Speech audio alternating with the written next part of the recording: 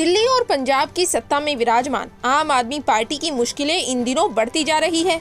जहां एक तरफ कथित शराब घोटाला मामले को लेकर आपके कई बड़े नेता जेल की सलाखों के पीछे बंद है, वहीं दूसरी तरफ इस मामले की जांच की आंच दिल्ली के सीएम और आप संयोजक अरविंद केजरीवाल पर भी आ गई है। ऐसे में केजरीवाल अपनी पार्टी की साख बचाए रखने के लिए तमाम जद्दोजहद में जुटे हैं। साथ ही क्योंकि लोकसभा चुनाव भी नजदीक आ रहे हैं, इसे लेकर भी केजरीवाल ने चुनावी तैयारियां शुरू कर दी है ताकि वो जनता के बीच विश्वास बरकरार रख सके।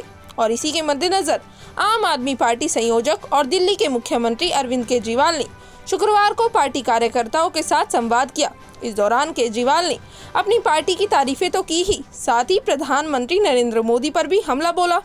उन्होंने केंद्र सरकार पर निशाना साधते हुए कहा कि मुझे जेल भेजने का प्लान बनाया गया है और मुझे कुर्सी का लालच नहीं है। मैं इस्तीफा जूते की नोक पर लेकर चलता हूँ।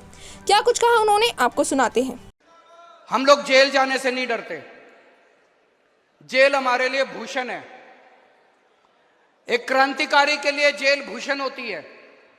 हम लोगों को जेल का कोई डर नहीं है। मैं जेल एक बारी 15 दिन रह के आया था। अंदर ठीक ठाक इंतजाम होता है। आप भी कभी जेल जाओ तो चिंता मत करना। अगर भगत सिंह इतने दिन जेल रह सकते हैं, मनीष सिसोदिया 9 महीने जेल रह सकता है, सतिंदर जैन 1 साल जेल रह सकता है, तो मेरे को जाने में क्या दिक्कत है? मैं भी चला जाऊंगा। मेरे को जेल जाने का फर्क नहीं पड़ता। लेकिन हमारे सामने प्रश्न है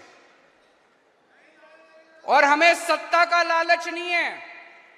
49 दिन के बाद इस्तीफा दिया था। कोई अपनी चौकीदार की नौकरी से इस्तीफा नहीं देता।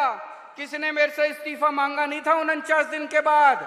मुझे लगता है दुनिया का पहला मुख्यमंत्री हूं जिसने अपनी मर्जी से 49 दिन के बाद इस्तीफा दे दिया था।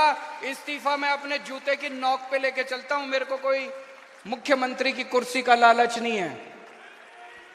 लेकिन हमें यह देखना है इनका ये जो षड्यंत्र है, इस षड्यंत्र के अंदर अपने को नहीं फंसना।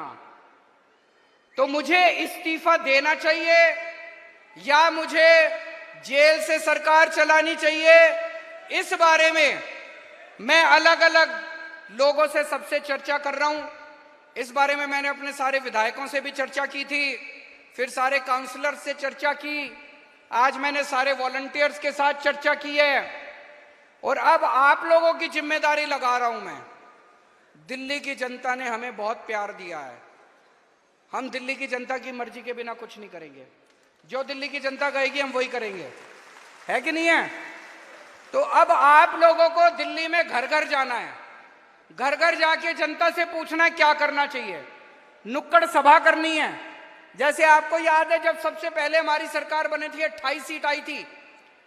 हमें कांग्रेस से समर्थन लेना है कि नहीं लेना, हमने जनता से पूछा था। जनता ने कहा ले लो, हमने ले लिया। अभी ये भी एक वैसा ही, हम दोराहे के ऊपर खड़े हैं, पार्टी दोराहे के ऊपर खड़ी है। आप लोगों को घर घर जाना, जाएंगे सब लोग, समय देना पड़ेगा, मेहनत करनी पड़ेगी। अगले 10 से 15 दिन के अंदर हमें पूरी दिल्ली छान मारनी है। घर घर में जाना है, जनता से पूछना है कि क्या इस्तीफा देना चाहिए या जेल से सरकार चलानी चाहिए। जो जनता कहेगी, जनता का हुक्म हमारे सर माथे पर।